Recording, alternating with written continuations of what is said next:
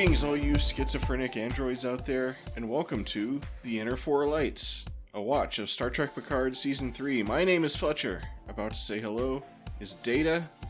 What up?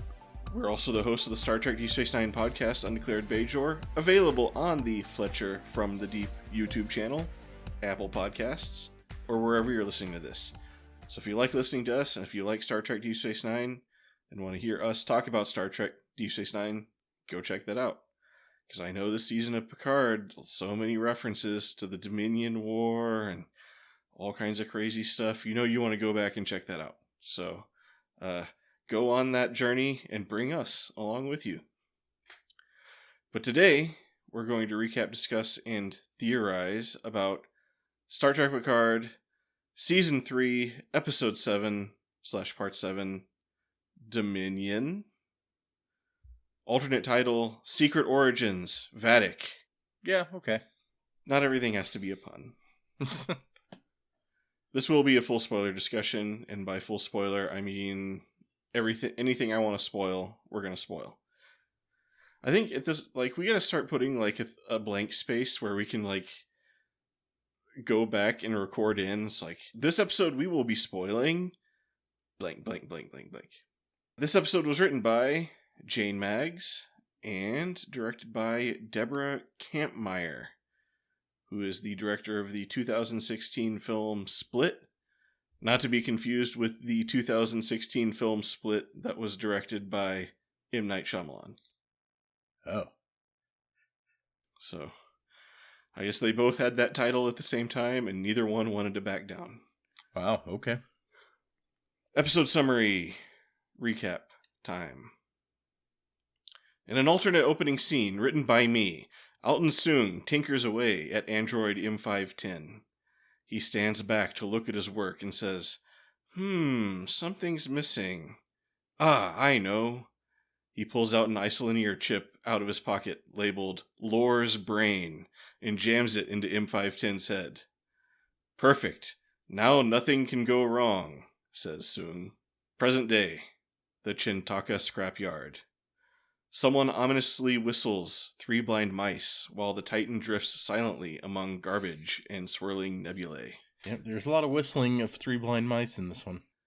We all know if you take a children's song and whistle it really slowly and creepily, it makes things more dramatic and scary. Why do I know the Chintaka system? It sounded really familiar, and I was like, that's got to be a reference to something. Okay, so there was a Battle of Chintaka. It was the first offensive launched by the Federation Alliance into Cardassian territory during the Dominion War. Okay, so is this the remains of that battle then, I guess? I guess so, yeah. I was thinking it was a friend of Terry Metalis or something, but that works too. On the bridge of the Titan, 7 of 9 talks with Tuvok on the big screen, while the rest of the crew is off to the side carefully analyzing the call. Tuvok offers assistance, but 7 is suspicious. She references their games of Calto. There's a tense moment before Tuvok reminds 7 that she beat him countless times. All the tension is relieved, and the Voyager theme starts playing. Let's meet at Alkion 7. You know, where my neural patterns were stabilized, she says. Tuvok agrees. But then 7 is like, aha! A Vulcan would never go to Alkion 7 because of the anti-whatever demonstrations or something. And it was Tuvok who stabilized my neural patterns. You should know that. The anti-Kolinar demonstrations. Yes. I guess since there are some demonstrations, just Vulcans will never want to go there again. One of the only notes in the wiki for this, the episode just came out a couple days ago, so how much can you put in there? But Tim Russ has now appeared in 4 different Star Trek series, having been a regular on Voyager and appearing in Next Generation and Deep Space Nine, as well as Star Trek Generations. And also, this is the second incarnation of Tuvok that is not regular Tuvok, because there was Mirror Tuvok in a DS9 episode. I'm surprised he wasn't in Enterprise and stuff too, because that guy gets around. Yeah. 7 deduces somehow that only the real Tuvok would know about their Calto games, to which I say he could have easily just guessed, but whatever. And so Tuvok must be alive. And then Tuvok immediately goes into full evil mode and is like, yeah, we've got him alive, but he's gonna wish he was dead, just like all of you. Yeah. He's like, we're gonna fuck shit up, just wait and see. How many of these changelings are out there? Apparently a lot. Because it's like, Tuvok appears to be a captain, presumably like on the bridge of a ship or something. So he's got guys also on the bridge who must also be changelings. And the scene heavily implies that this is not the first of like their allies that they've contacted and then discovered like to be changelings. So it's just like everybody they know is changelings. At some point, it's like, what's even the point? Apparently everyone in the Federation is now a changeling. Yep. Who knows? But yeah, at this point, after this little incident, Geordi and Picard are like, okay, let's just stop trying to find help. This is pointless. Then Geordi, Beverly, and Picard have a little meeting where Geordi says that Worf and Raffi are on their way back from Starfleet security, having found no record of Riker's arrest. So that, I was hoping that mission was going to be a little bit more awesome, but nope. Picard is worried since Frontier Day is fast approaching. Beverly suggests that maybe there could be some way to study and exploit the unique physiology of the new changelings, but she notes this raises ethical questions. Picard points out that as a speaker at Frontier Day, he has to have his identity confirmed at the genetic level. Geordi theorizes that maybe they want to use the Picard body to create a perfectly flawless genetic doppelganger for the event, and they need Jack's DNA to fill in the incomplete DNA, a la the frogs in Jurassic Park. I guess the real question at that point is, could Picard himself have passed this check if he is no longer, like, human body, and they're using the DNA from, like, his original body to pass the things? So, would he show up and they're like, oh, no, I'm sorry, you can't come in. You're not Picard. This is either a flaw with their theory or with the changelings' plan. Yeah. And I suspect it's the first one. So yeah, they go down to sickbay to have a Westworld-esque interrogation of M510. The lore personality keeps coming out and taunting Picard with childish insults and doing some light monologuing. Yeah, lore. Yeah. Lore being lore, which you can't fault him. Where did this guy even get Lore's brain? Like, I don't... now that I think about it, that seems like a very strange thing, because presumably that was like in Daystrom or something from the last time they captured Lore, and so he's just like, oh, get me that real quick. I was actually watching some kind of unrelated Star Trek YouTube video. I forgot what it was, but it pointed out that it was talking about Data's emotion chip, and they got that out of Lore's brain. Yep. After the events of Descent. So if Lore's out there, he doesn't have his emotion chip because presumably that got destroyed. But he had emotions before that chip. Oh, okay. Like he pretended to be Data to get the chip just to like screw with everyone, but he already had like emotions. Oh, okay. And plus, there's no reason this new robot brain can't generate emotions. Yeah. This new super advanced. I just thought that was an interesting point I hadn't thought of. Geordi explains that the Data and Lore personalities are fighting for dominance of the body. They ask Data/Lore why the changelings want the Picard body, and he says something about an anomalous form in the Picard body that calls the previous diagnosis of Irumodic syndrome into question. Yeah, that's weird. And then he goes into freak-out mode and starts begging for help, which makes Picard uncomfortable, so they put him into a deep and dreamless slumber. There's also a weird bit in there where it's like, Data and Lore are fighting for control with these two halves of the brain, and also, like, Altan Sung and B4 are in there, but, like, as memory only, not, I guess, as personality things. And then I was like... Yeah. They didn't mention Lol, who I'm pretty sure was specifically called out before as also being in there. So I said the same thing. I was like, wait, what about Lol? Maybe the Lol file is just like 1 megabyte or something. Because yeah, she wasn't around that long. Just let her have the body. It's fine. It's like Lol personality taking dominance. Lol trying to date Admiral Riker. Meanwhile, on the Shrike, Vatic gets chewed out by the floating goo head. Or what was it called on Third Rock from the Sun? I didn't watch Third Rock from the Sun. What? They were always getting like commands from like, it was called like the Big Giant Head or something like that. Good name. Okay. The head here seems to pretty clearly be saying that it is not a changeling. Well, because it's all being racist against changelings. It was being racist against Werq's type of changeling. I took it to mean that it's a traditional type of changeling. Because it also, because it says like your physiology is not as unique as you believe, but their forms are singular. So I took that to mean it was neither a Werq changeling nor a solid. Oh, interesting. I took it. Okay. I mean, you could be right. It's a little hard to interpret. It's definitely not the same thing as Werq, though. It made that pretty clear. Yeah. But anyway, the floaty goo head commands Werq to find Jack, or else. So, I mean, could this be the Dominion? I took it to mean maybe the Dominion is secretly, like, pulling the strings the whole time. But who knows? That hadn't occurred to me, because I think, like, Odo is still, like, all in the Great Lincoln stuff, so it would be weird for him to approve of that sort of thing. Or it could be there are, like, regular changelings and the new kind of changelings in the Rogue faction. But they can't link with each other because Werq said when they link, she passes her abilities. Yeah. Right? Right. I don't know. On the Titan, Jack is in the turbolift with Crash LaForge and lamely trying to flirt with her by talking obsessively about bedrooms. Suddenly he hears Crash's voice in his head telling him to at least touch her hand or something. So he touches her hand, but she's like, "Why did you do that?" Yeah, she's weirdly freaked out by that, which I thought was a little strange. Well, I mean, I would be too if I was like, just touch my hand or something, and then immediately, reached over and touched my hand. And then, but instead of answering, Jack just stares at her intensely and his eyes begin glowing red. Yeah, that can't be good. But Crash is like, whatever, and walks off. Just with him, like, standing there.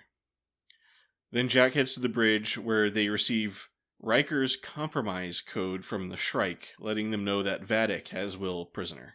So, send... Although, I don't know. I don't know how that's going to play out. You'd think... Yeah.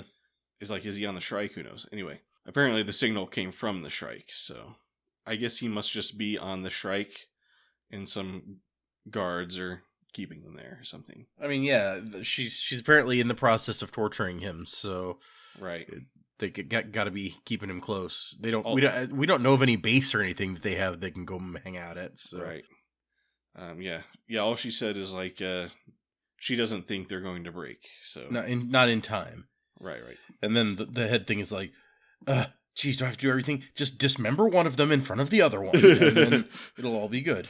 So Jack takes Picard aside and suggests that Jack just turn himself over to the changelings to put an end to all the trouble.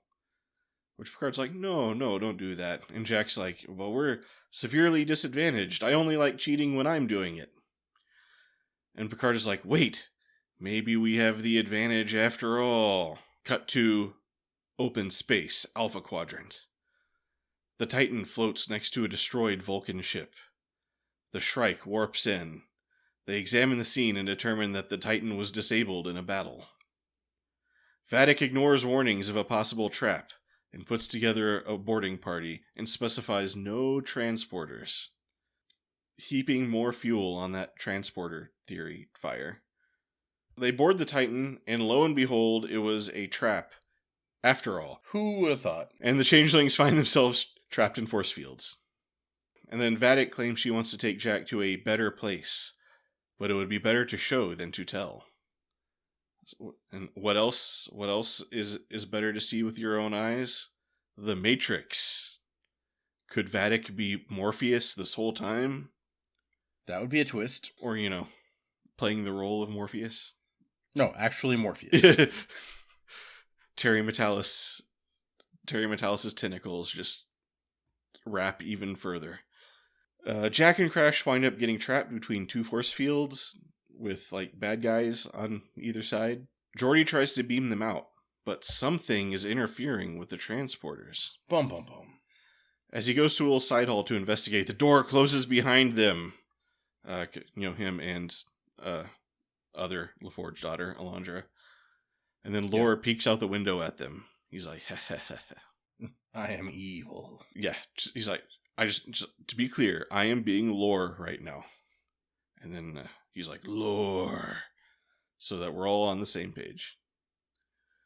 Trapped in sickbay, Werq immediately sees through Beverly and Picard's good cop, bad cop routine. They ask what she wants Jack for, but Werq answers only cryptically that Jack was never meant for any of them.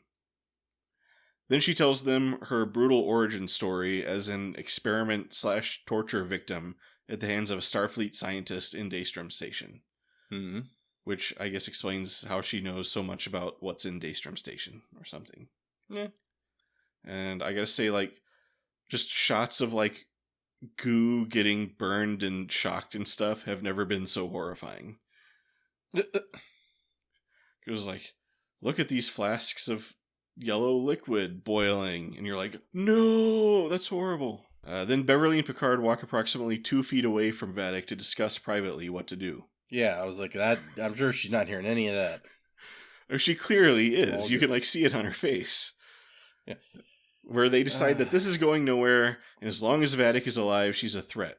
And then they have a very weird moment that I don't know if it belongs in Star Trek, where they hype each other up to shed the shackles of conventional morality and just murder Werq. Yeah, it's pretty hardcore. Where they're like, "Yep, I think we're gonna have to murder her." Yeah, I guess so. All right, let's do this. Picard's like, "Are you ready to go beyond good and evil and take that ultimate step?" She's like, "Yeah, I'm gonna do it." I'm like, "Okay, guys, like, was this like Breaking Bad? What are we doing?" Honestly, the entire episode just convinces me more and more that they never should have allowed the cure to get to the changelings. It's like, I'm sorry that you find it morally reprehensible to, after they've started a war to exterminate you, to then be like, well, what if we came up with a way to only kill the people at the top who are actually guilty of giving these orders? Mm-hmm. And then it's like, no, that's evil. Well, okay, whatever then.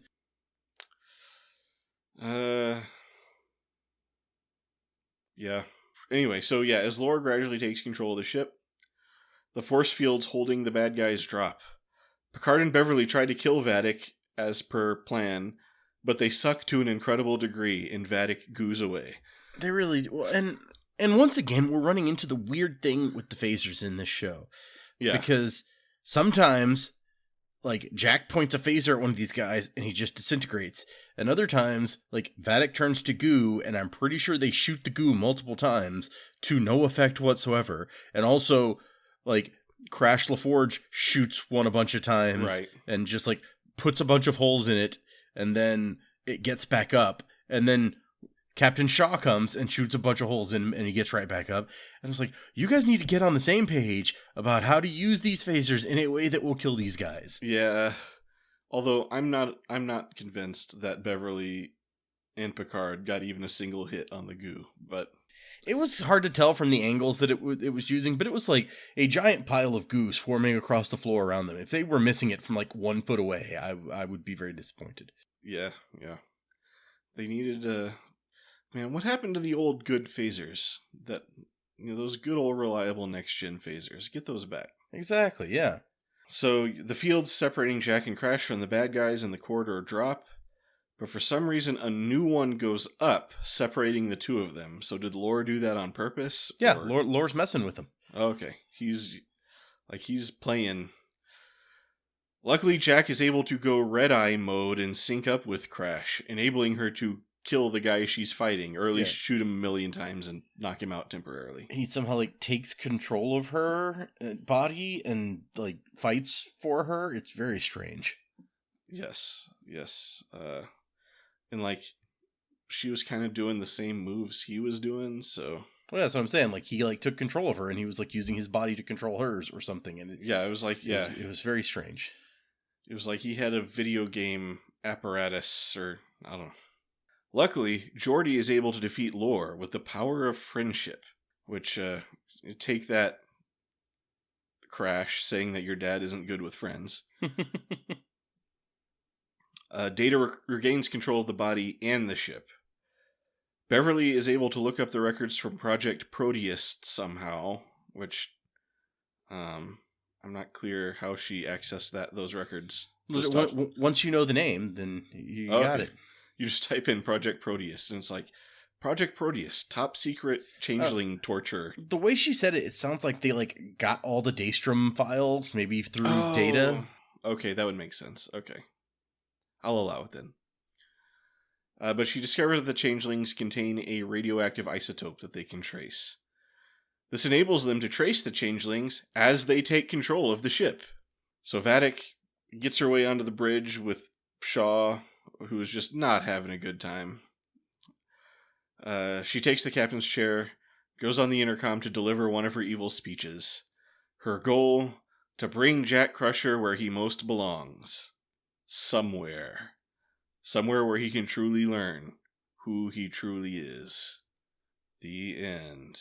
Or to be continued, I guess. Yeah. Bum, bum, bum.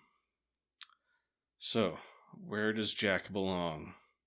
Outside the Matrix? This very much indicates that their theory about why the changelings want Jack is not correct. Yeah. So, and I forgot to mention during that part when Picard's like, we know the whole plan, and then spills out this plan, and she just looks at him. I was like, this is not a very good interrogation technique. No, yeah. Tell them what you think you know, so that they. Yeah, no, it's just. Okay, so what are our clues here? Picard has an anomalous form. He may not have Irumodic syndrome. Yep. Which means he wouldn't have passed it down to Jack. I guess passed something else, maybe. Yeah, he's passed some kind of anomaly down to Jack, is I guess what's happening. But what kind of anomaly could this be? Or Jack coincidentally has something really weird also that was incorrectly thought to be Irumodic syndrome. Yes. Okay, so I was just thinking. We mentioned the episode where Picard and Beverly were tethered. Did he maybe inherit some kind of tethering power? I mean, that wouldn't explain all the crazy visions and the doorway and the vines and stuff, but I'm just throwing stuff at the wall here, because do you think this will tie back to a next gen episode? It's really hard to say. The whole Irumodic syndrome thing, I don't think is introduced until the series finale of the Next Generation. And so they never really dealt with it much. It was after that episode, it's kind of forgotten about until this season of Picard, where it's oh yeah, that was a thing that he had, and it never really went anywhere, so it's fine. Right. Apparently, it's not that bad a disease, so. Or it's a game of Russian roulette every day, whether or not this disease will be bad, or you can ignore it completely. So, who knows? I mean, maybe it could be tied to Locutus. Yeah. I mean, it's possible. He's got some residual, we know he has residual Borg junk bouncing around in there. It'd be weird if he could pass that on to his child, though. Yeah. One of the comments I saw was, based on Jack's abilities, I think his dad is Professor X, not Captain Picard. Oh my goodness. Yep. It's just case cracked. It's I came to this universe a stranger, but discovered there was one who looked exactly like me. I took his identity and had sex with his girlfriend. As anyone would do in my shoes. Oh, obviously. I hope Ian McKellen shows up as Magneto. That would be a twist right there. It's Crash the Forge suddenly has metal bending powers. It's wait a second. Who is your father? Okay, so I'm just thinking of all the big Picard moments, the probe thing where he lived out that guy's whole life. Yeah. Can Jack play the Resican flute? We need to do a test of this. Yeah, I don't know. I got nothing. This whole thing, unless it's a Whispers thing, as we've been thinking on and off, I don't know. I don't know. I don't. It's did Q put something in there and it's going to be a weird Q thing? Although we did Q last season, so. Could be. But I think we can be pretty sure something is going on with the transporters. Yeah. And who's an expert on transporters? Chief O'Brien. Gotta get him in here. I can just imagine Worf being like, there is only one man I know who can fix this thing with the transporters. And then it starts playing the like, or what's the O'Brien theme? Like the... Oh yeah, the minstrel boy. And then like a door opens and there's a really like low angle shot of like O'Brien stepping in. He's like, did somebody need a transporter repaired? They probably already tried to call him and he was a changeling. Yeah. It's like, Chief O'Brien, good to see you. It's like, how you doing, Captain Ricard? It's like, you mean Picard? He's like, damn it. Oh, try calling your friend, Barkley. Yeah, he's not a changeling. I promise you that. Goodbye. Admiral Janeway gets brought up again, so I feel like we have to see her before this season is done. They keep talking about her. I agree. I imagine we'll get like a cameo or something. Yeah. At least. Yeah, I something hope. like that. Who else do we got from Voyager? Neelix. No, I think Neelix stayed in the Delta Quadrant. You know, there's Chakotay, but sure. I think that he's like 7 of 9's ex. Also, apparently, they tried to get that actor back for the last season of Picard, and he refused. Oh, really? Yeah, he was going to be like I think they said he was going to play the 7 of 9's husband character in the alternate reality where she's president. Oh, that would have been cool. And he said, like, no, he did not want to do that. So. I mean, I know that I see that guy occasionally on TV shows and stuff, so I know he's still around. Let's see, Harry Kim. Yeah, you got Harry Kim, Tom Paris, B'Elanna. Sure. Get the whole gang back together. We still got so many Deep Space Nine characters that can make an appearance. We got a comment on one of the episodes of this saying that, like, isn't Sisko, like, confirmed that he's going to be in the show? And I was like, well, I hadn't heard that, but it would be good, I guess. I kind of doubt it, but I'm totally all for it. Yeah. Like, I'm not going to complain if it happens. I just hope he shows up and he has, like, super prophet powers that involve, like, shooting laser beams out of his eyes and, like, all kinds of crazy... changelings. Yeah. He's like, I have returned at my moment of greatest need. And he's like, and, like, changelings are exploding all over the place. That's how I would write the ending of the series, is what I'm saying. There you go. And then B'Elanna Torres shows up. It's like, did someone say B'Elanna? No one did. I just I'm trying to see. I like the one comment I saw. It was like, oh man, Lore is such a catty bitch. Like, I guess yeah, that's one way to describe it. Lore, but you gotta love him. And then, what did Crash the Forge call him? Like Arch? Yeah, it's like, is he always this Arch? Like, he's like, yeah. You know, in my position, you gotta be a little bent, a little arch. I was like, way to roll with it, Lore. Like, what he said, you have to have like a villainly panache or something like that. He knows himself, truly. Right? He's like, I know what I do best. It's fine. I like there's one comment I saw. It's like, what is up with Beverly? Like, her first son evolves into a like transcending time and space being, and the second one is like telepathic. And if they reveal the superpowers are inherited from Picard and his brain defect, then maybe Wesley was his son after all. Because there's always been a theory that like they had an affair and Wesley was secretly his kid. Sure.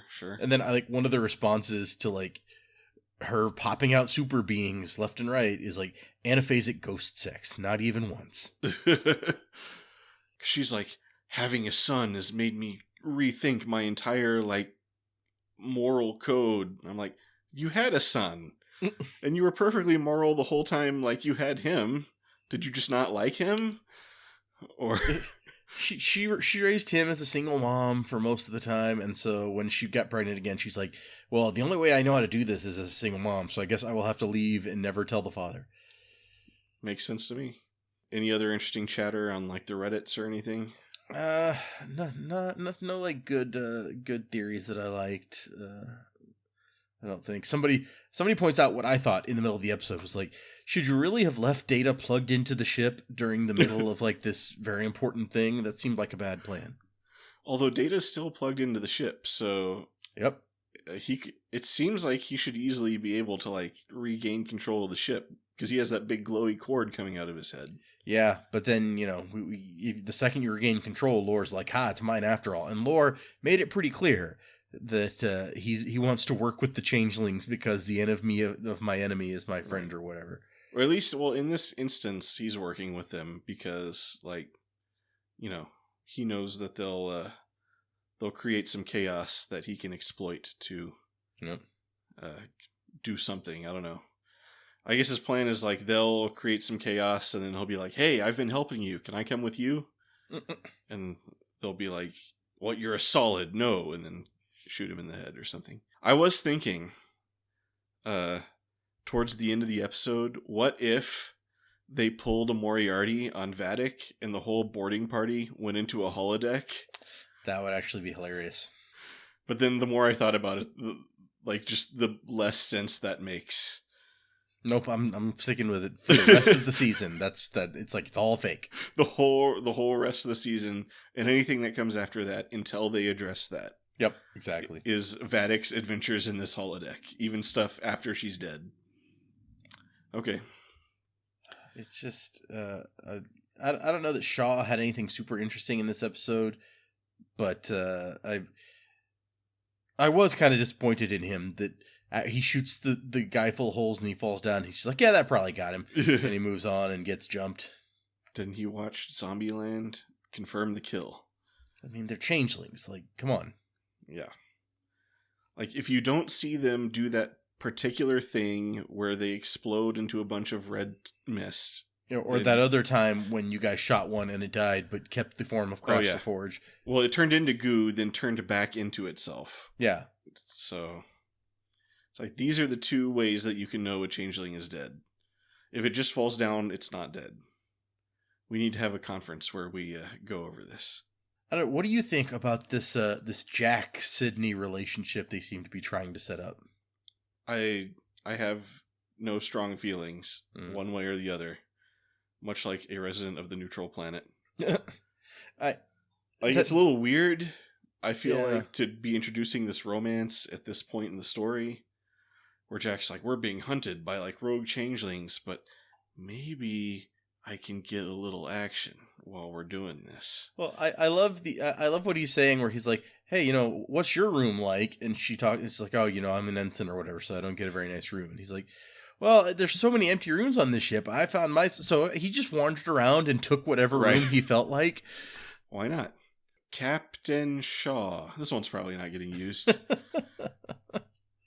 He's like, come check out my room if you know what I'm saying. I'm like, smooth, dude, smooth. But then her thought is he flirting with me? It's like, yes, very clearly. Like, what are you? It's like, why this weird interest in what our bedrooms are like? But apparently she does like his eyes, or they creep her out or something. She just goes like, his eyes. Well, they keep turning red for some reason, so that can't be good. It gets me so hot when his eyes turn red and he just stares into space like a crazy person. More power to Jack and Crash, I guess. What's their ship name? Like, Crack? That works. Okay, so we'll be on Crack Watch for the rest of the series. It's weird because it seems like there should be a lot of new theory bait, but it's like... Well, the problem really is that with this episode, we get into the situation where it feels like we should be getting some answers, and they're still just like teasing them and not actually giving us any information. Yeah, that multiple times she kept teasing what she wants with Jack. That was a little frustrating. Yeah, she keeps just like saying these vague things that don't actually make any sense, and that once we find out the truth, maybe we'll be like, oh, I get what she was talking about. But like the only real new information we got, I feel like, was that Jack can suddenly read minds and like psychically control other people, which that is a big jump from what was happening before, where he was just having these weird visions. But at the same time, like, what does that mean? Like, we've never seen anything like that I mean, reading minds, sure. I was like, wait, is he part Betazoid? But the other thing, it's like, wait, huh? Yeah. Okay, well, what if they want him to mind control the entire fleet at once when all the ships are together, and then have all the captains auto-destruct the ships or something? I don't know. It seems like they're taking him back to the Link, or somewhere he belongs anyway. Yeah, it's so vague. I don't know. I mean, we did get the Vatic origin story, but that was never something I really felt like I needed. No, I mean, although I was never clear, like, if Vatic was ever a real... I mean, I guess she was a real person, but she was like a scientist. A horrible, horrible scientist. Yeah, and then, like, because she says, oh, she took the form of her torturer or whatever, which when we heard the story, she didn't say that. We saw that the scientist looked exactly like who she became. Were you seeing what we saw also somehow? Just, standard, like, logic, you just always assume they can see what we see on the screen. But yeah, I mean, I agree. I don't feel like... You said that there was a faction of changelings who weren't happy with how the war ended. That's all I really needed. Yeah. I mean, you're just like, look at all this horrible torture they endured, and I'm just like, I mean, okay, it adds a little bit of what you call it, like just that really horrible pain that can drive someone to do really extreme things or whatever. That can drive a really good villain. Yeah, but it doesn't give us any information about, like, who she's working for, or why she would be, or where she got the ship. Like, yeah, we need to know who the big giant head is for sure. Who is Darth Sidious? And I don't know. I even with, like, the torture scene, I have trouble feeling bad for the changelings who got captured infiltrating the Federation during the Dominion War to try to kill people, and then it's like, well, yeah, I mean, you got experimented on and that looked really messed up, but you started it? Right, but the solids were taking... I mean, that is the thing. The Dominion started the war. Well, and not only that, but we see, like, when the Dominion takes prisoners, they throw you in a thing, and then they, like, fight you until you're too tired and die. And I'm like, I don't see how that's really better than, what you're accusing the other side of. Yeah. We're diving kind of into this, like, dark Federation stuff. Yeah. Which, I mean, have we hit this, like, trope too many times by now or whatever? That, there's bad people working for the Federation doing very questionable things. They said that it was at Daystrom, where apparently that's where Section 31 does stuff. So I was just like, oh, so Section 31 is doing more stuff. Got it. Part of the ongoing Section 31 corrupting the soul of the Federation thing that they're always talking about. I don't know. Well, and see, that's the thing is, like, yeah, in Deep Space Nine, we definitely established it's like, no, Section 31 is wrong, and morally, we can't be that. But at the same time, I'm like, well, I mean, they kind of were responsible for, like, helping you win the war that you might not have won otherwise. So I'm just saying, maybe they had some points here. I don't know. Yeah, maybe there is no morality in the universe, and if you want to live in a happy, comfortable society, that has to come at a horrible, dark price. I don't know. This is for the philosophers to debate, I guess, and the writers of Star Trek, maybe. Right, yeah, there you go. Maybe, for us to go to McDonald's and eat our cheap quarter pounder with cheese, someone in a country that has lots of oil has to suffer. Is it wrong or right? I don't know. I don't like McDonald's anyway. Okay, so no... you said Memory Alpha was looking pretty bare so far. Yeah, the only other note here is that Raffi and Worf don't appear in the episode. Right. So that's it. Okay, where what's going to go on with Raffi and Worf? They have to go on some kind of cool mission, right? They can't just, like... Or maybe they'll come back and rescue the Titan or something. I mean, yeah, they're the only ones left. They got to come back and save everybody.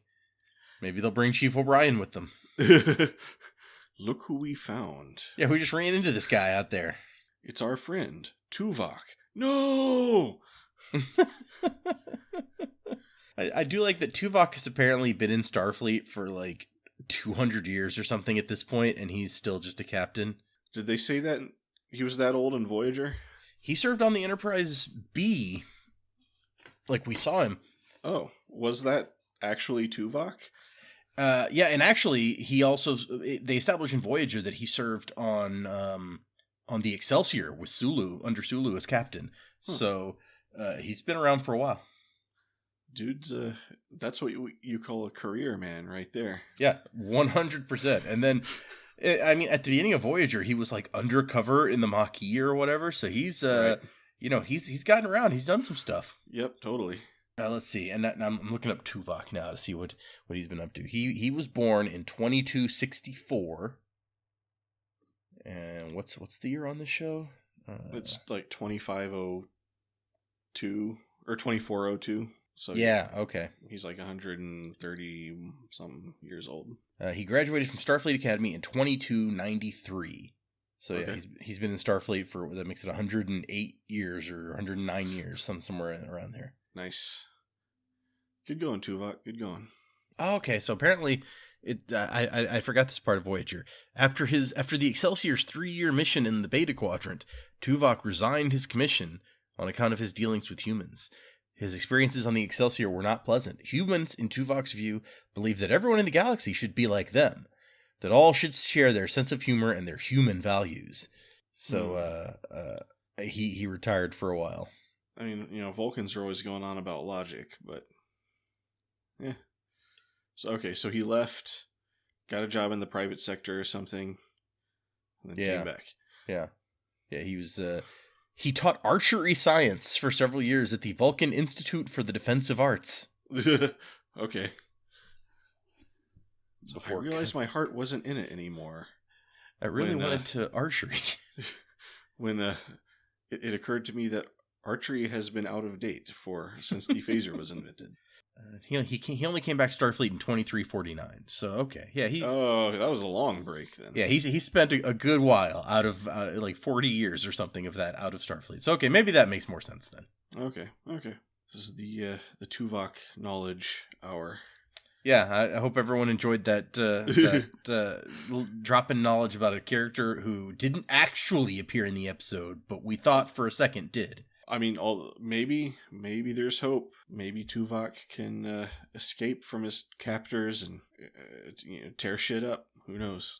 So their plan, while it almost worked to give them the advantage, if only it hadn't been for lore, it seems slightly half-assed to me in that I was just like, you guys don't seem to know what you're trying to accomplish here.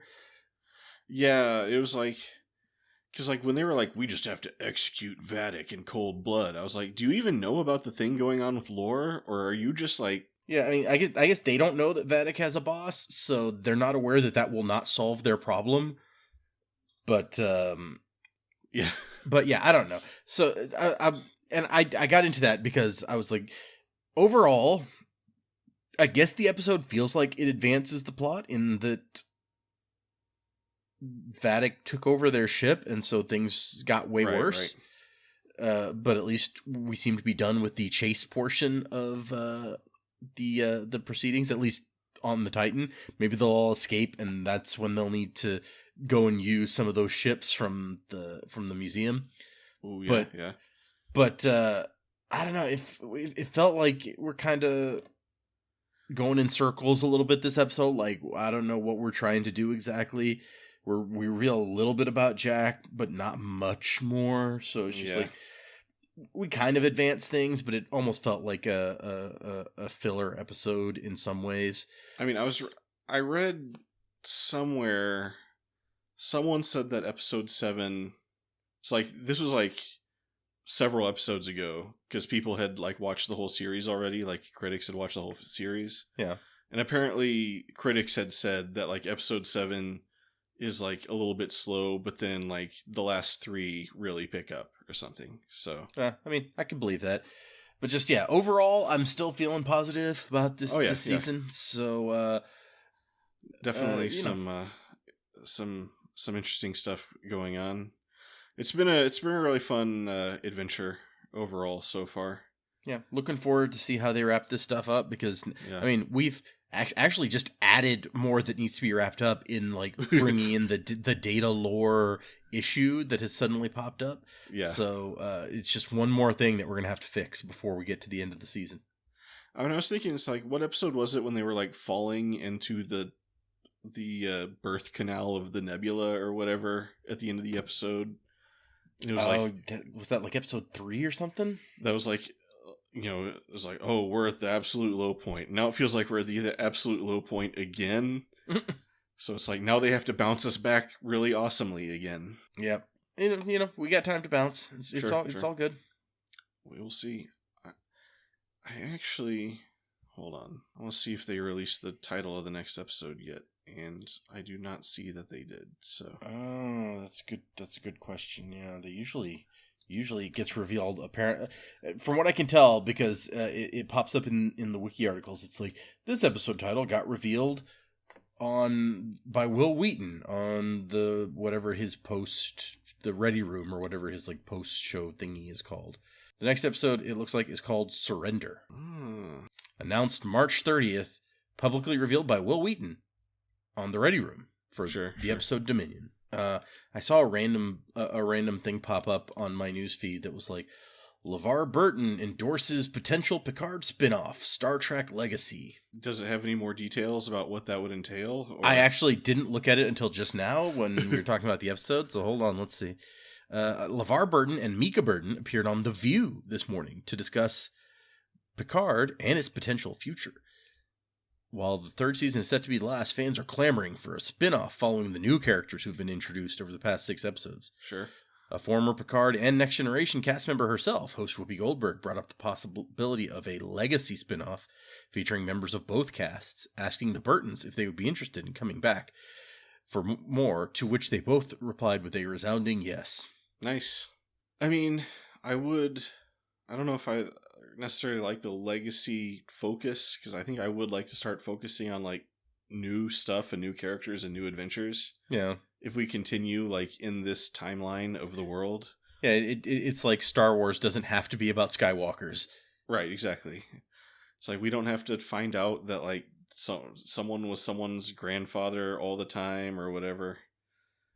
Let's just, I like these characters we got, like, Captain Shaw, Crash LaForge, 7 of 9, the crew of the Titan, those guys. Or, bring in some new guys. I don't know. I'm definitely not opposed to, like, seeing more of this, like, actually moving the universe forward in time, as opposed to just, like, oh, and this is what it was like when Captain Pike captained the Enterprise.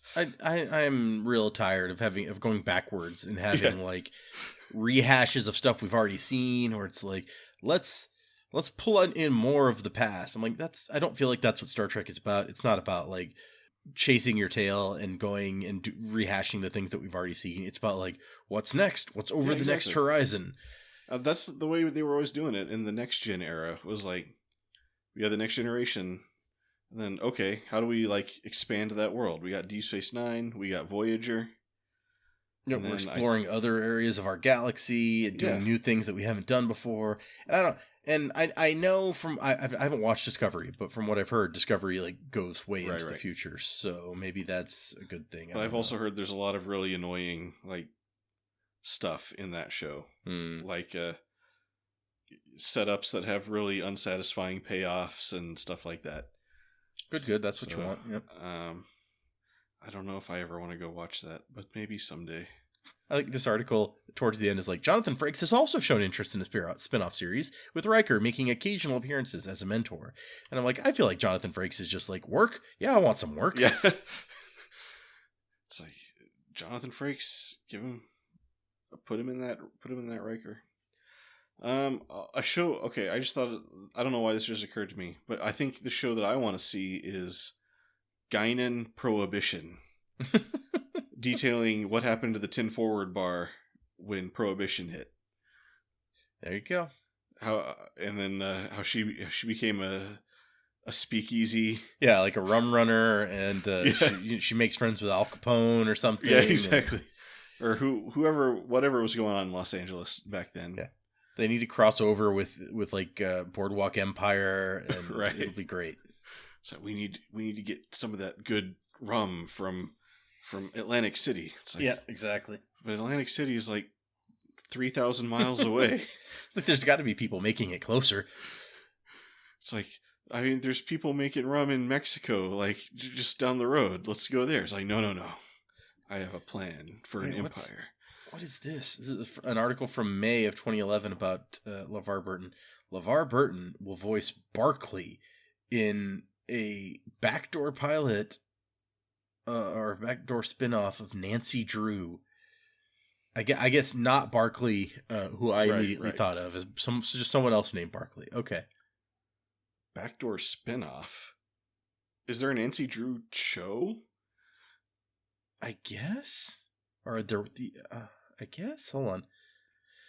In the Ruben Garcia planted spin-off episode of Nancy Drew, which airs Wednesday, May 12th, Tom Swift will crash into one of Nancy Drew's investigations. So yeah, I mean, it seems like there's a CW show called Nancy Drew, and they were trying to spin off this Tom Swift show with a backdoor pilot. Okay. It would be CW, I guess. Yeah. Tom Swift, as previously unveiled by the CW, follows the serialized adventure of its titular black gay billionaire inventor, who is thrust into the world of sci-fi conspiracy and unexplained phenomenon. Okay. That exists in the same... What is this Nancy Drew show that about? branched off from Nancy Drew? Like... okay. Okay, maybe Nancy Drew on the CW is sci-fi somehow. Oh, so yeah, Tom Swift was canceled after one season with LeVar Burton as the voice of Barclay in artificial intelligence. So that's a shame. So many shows canceled before their time, or maybe it was definitely needed to be canceled. I don't know. Maybe absolutely on time in that case. I don't know. I never will know. I'm probably going to edit this whole thing out. Okay, so yeah, the Nancy Drew show doesn't seem to be sci-fi from what this description is giving me. It's like Nancy Drew puts off applying to Columbia University to deal with the loss of her mother. And then she works at a restaurant as a waitress and is having a no-strings-attached fling with a mechanic. Does she ever solve mysteries? They reluctantly ally to clear their names of suspicion with secrets they're all determined to keep hidden. Not only is Nancy determined to unveil them in order to trust them, she unearths a connection to Tiffany's homicide, a decade-long cold case turned urban legend. So, I guess. Yeah. All right. Does she meet up with the Hardy Boys? Or the Boxcar Children? Like she should. Somebody, right? There don't seem to be any Hardy Boys involved. Oh, that's a shame. Anyway, we're like way off the rails. We got to end this episode. Yeah. Let's get back into the thing. Was there any stuff that we wanted to? I don't think so. Got to watch those transporters. Yeah, we still haven't gotten any information about what is actually up with the transporters either. So they've mentioned it so many times. We have to get something. We got to get some satisfaction on that. Anyway, I'm calling it right there. If you've made it this far, thank you for listening. Remember to check out Undeclared Bajor, our Deep Space Nine podcast. Go check it out. Also check out the description where I occasionally put links to interesting things. I'm Fletcher, about to say goodbye as Data. See ya. Until next time, do not seek anger. Do not seek blame. But do seek a good something. Wait, what was in this episode? Murdering people in cold blood? Yeah, don't seek that either.